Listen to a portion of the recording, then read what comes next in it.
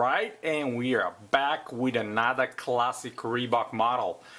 Hey guys, so I hope everybody's doing great. Today I have a package that I received coming from a very good person, one of the great guys from the NikeTalk forum, people that are a few of us that are still talking about Reebok and still are passionate about Reebok's history and models and everything else. This gentleman goes with the tag and the nickname S-Blaze. He's from Philly, really cool dude. Contact everybody in the forums, and he wanted to give away this pair for free, basically. And of course, you know, you guys know me, I jumped in right to it, but there was other people in front of me.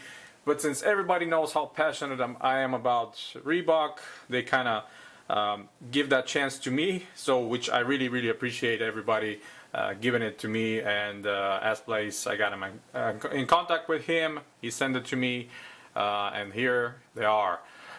First of all, let me start with this box is not the original box from for the sneakers. This is a box that came out late 90s and early 2000s, which I really like, because kind of reminds me of the original boxes that came in the early 90s. But regardless, this is not the original one, so there really is no point of me showing you the label, but I'm gonna just go into it and show you what it is. And many of you are recognizing the silhouette. Yes, this is the Shaq Attaq 2. Model that I've been chasing for a long time, but guys, it's very hard to find a wearable pair or a pair that is preserved, especially the one that it's the new book. Let me take the box out of the way and put those babies on the desk very carefully, because they're not in their best shape. Obviously, you know, a model that it's from way back 92, 93. You know, it's going to be really hard to be preserved, like I said, especially with the new book. The version that came, the alternative colorway, which was the white one, is a leather based upper. So if you find any of these, they're very likely to be preserved in almost pristine condition, especially if they've been worn several times or more. But the black one, I really have not seen a well preserved version. And just regardless of the condition of the upper, let me just talk to you about the history of the sneaker and you know, some of the technology and everything else behind it. So naturally, everybody's familiar with the very first Shaq Attaq. It was the highest sort of technology-wise peak for Reebok at the time. They was the first shoe to implement the graphite, the first basketball shoe to implement the graphite technology, which, you know, it's a carbon fiber plate. By the way, the graphite and the hexalite were both manufactured at that time in the US by a company called Hextech. They were supplying all that technology to Reebok.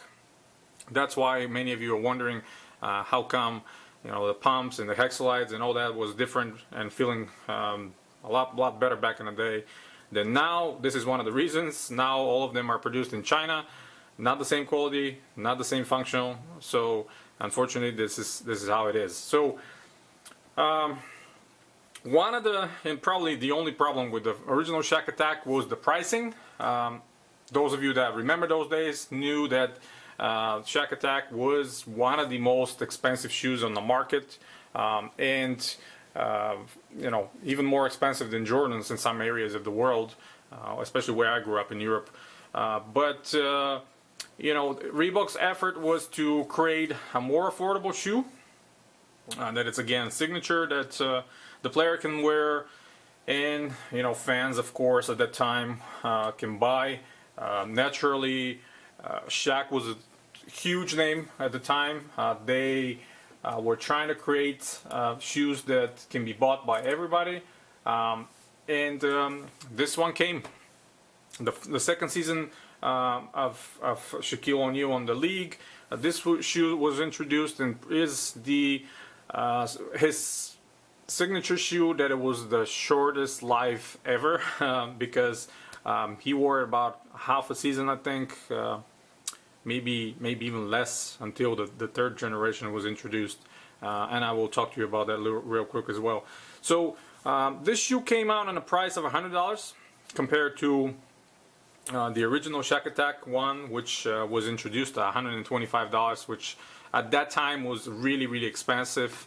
Was the same price as the Jordan model. So Reebok felt that $100 will be a lot better for majority of the people, which, you know, ultimately was. But the fact that he didn't wear it that much, it was not really that much advertised. This shoe did not have such of a long life.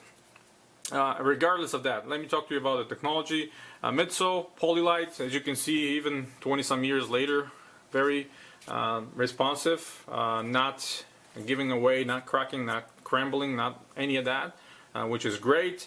And of course the obligatory graphite, which again, this shoe was the second one to feature graphite, but no hexalite for Shaq.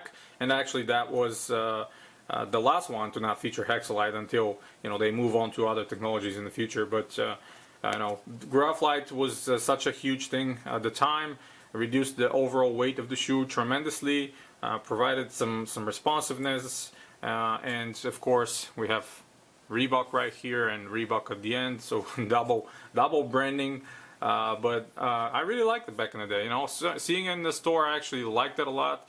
But by the time I had money to buy it, this shoe was already out. It was nowhere to be found. Interesting stitching, I always thought, both lateral and medial sides, but not in the actual toe box. And of course the graphite protruding here over the medial side, like majority of the sneakers at the time from Reebok that featured graphite. And they did a very interesting cut. So this is more of a, you know, for the time being, more of a low. You know, it was today is mid, but for the time it was you know, more accepted as a low. It's kind of sitting between the low and mid. I think it's one of the reasons why Shaq didn't like it that much. If you see all of his following sneakers, he has almost all of them are specifically tailored for him to be a lot higher, feature Achilles and heel around pump chamber that he used in every model, even though the production models, production shoes that are out in the public were not featuring these attributes. But this one featured this interesting kind of hard rubber or soft plastic, whatever you think it is, shank that goes all around and the back actually has the Shaq logo and his number 32, which was awesome, and kind of splits the heel and then goes all the way on the other side. And actually when you tight these second to last lace loops, actually tights a lot the shoe around and provides a superior lock. For the time, that was just simply amazing. At the same time, does not build any discomfort because you have this heavy padding on both sides that kind of locks your heel, and that was one of the good features. Giant Shaq dunking logo on the tongue, which is completely cracking now, as you can see, and the tongue itself, it's held by very big bungees to the bottom. Again, this shoe had a very at the time that was kind of a new string for Reebok, featuring a very small vector logo right here on the forefoot, later to be seen on, you know, kamikaze models and updated Shaq models and every other pretty much Reebok model that came after '93 to about '96, which I really liked. Actually, it was like a really nice touch. They could have played around with the upper, do different layouts and upper and layers and everything else, and still put the branding somewhere on the shoe to be visible. The toe was very interesting, had this overlay on top of it, and I think the white version had, you know, hints of black right here underneath. You know, some perforation for breathability.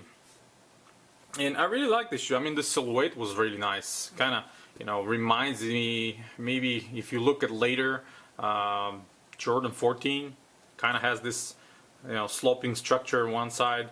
Some other models later that were created, but this one was, really revolutionary for the time being, for this with this form and this way of, you know, the way upper was created. I really like it. Yeah, I'm glad that I finally have it. You know, obviously this is going to be a display piece for me.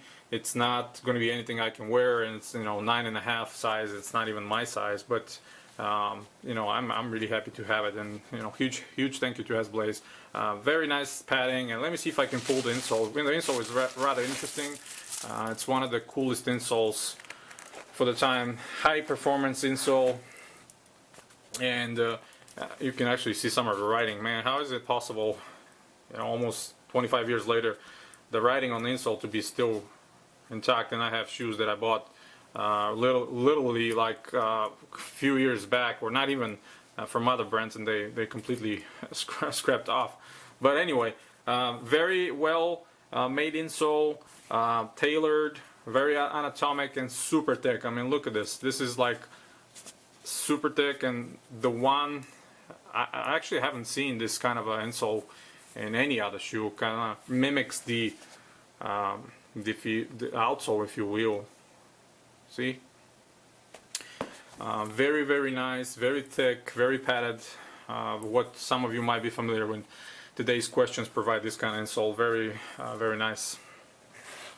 So yeah, shortly after this one was created, I don't think Shaq was too happy with this version of the shoe. He played, like I said, about half a season with these. Then the third was shortly released, which had some similar attributes, you know, the small branding, the graphite, but the third one featured all the technology that Reebok could provide for the time. It had a hexalide, it had the Instapump chamber that was built in for the heel, and of course, you know, with that the CO2 inflator was introduced for the third, which was great model. Again, I like that a lot. They had a black and white version. Unfortunately, I don't think we will ever see this shoe coming back, or the Shaq Attaq 3 coming back. You know, wishful thinking. I really wish that Reebok will snap out of it and release him, but hey, you know, a man can hope and dream about it. But again, as you can see, after so many years, the synthetic nubuck crumbles, and, you know, when I touch it, it crumbles in my fingers, which you have to really be careful with these.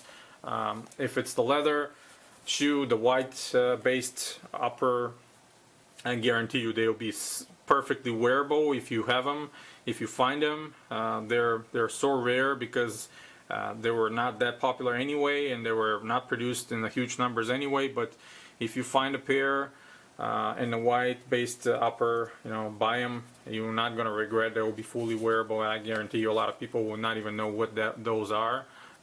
Genuinely, they will be wondering what that pair is, and we'll ask you a lot of questions. But I think the back was the coolest thing in this model, because when you run, you can see the Reebok here, and the graphite, and then the 32 with Shaq logo and that split heel. It was a nice touch. You know, I think I like how streamlined this shoe is. You know, has a line. You know, it's kind of glides. I don't know how to explain it. It's very fluid. What I'm trying to find the term. Very fluid how it's created.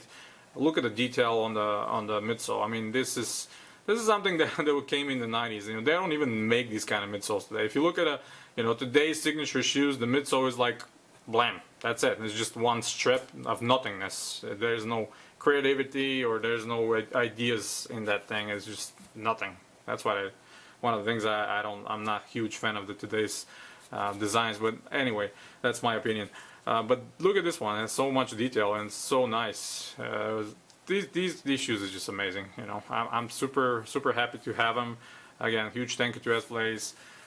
Huge thank you to everybody in the NikeTalk community. They're Reebok fans, and obviously, you know, care about these shoes. This one is for you guys. Thank you for letting me having them. And you know, the search continues. I'm close to finding the third one, and after that 7 and 8 maybe. We'll see. But I'll continue looking for them. You know, I have a huge passion of these, and you know, Shaq was alongside Sean Kemp were my favorite players of all time. So hey, again, another long video, I know. Thank you guys. If you like the video, hit the thumbs up. I will continue to bring these kind of historical videos for you guys that are interested, and I'll stay true to myself. Again, huge thank you. Stay tuned to the site, collectivekicks.com. Stay tuned to the channel, and for those of you that are new, please subscribe. It will help me in the long run, and I will be back in a new one later. Have a good one, guys. Bye.